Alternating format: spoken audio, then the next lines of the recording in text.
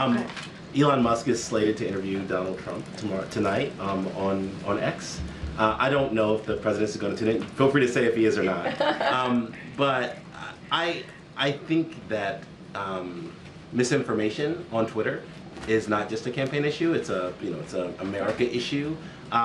What role does the White House or the president have in sort of stopping that, or stopping the spread of that, or sort of intervening in that? Some of that was about campaign misinformation, but it's a wider thing, right? Yeah, no, and you've heard us talk about this many times from here, about the responsibilities that social media platforms have when it comes to misinformation, disinformation.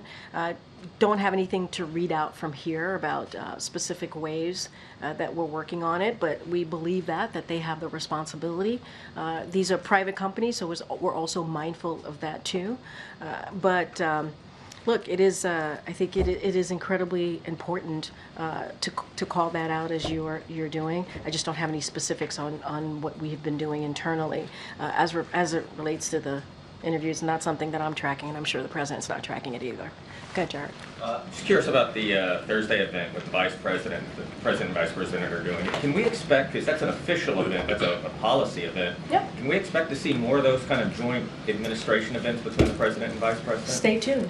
Stay tuned. But I think Thursday's announcement is going to be really important. You're right. It's about lowering cost for the American people. It really builds on what this president and the vice president has been trying to do over the last 3.5 years as it relates to the American people. Stay tuned. We certainly will have more to share about his schedule, their schedule together in the upcoming days and weeks. I only ask because we haven't seen a lot of those sort of joint events. Usually they kind of branch out, flank out, and do those events separately. So what is the thinking? I think there's been a couple of times over the 3.5 years that the president and the vice president have had joint events. And I think very early on, the first several months, I remember them going to Georgia together. Obviously, they went there for an awful event that happened on the ground, a shooting.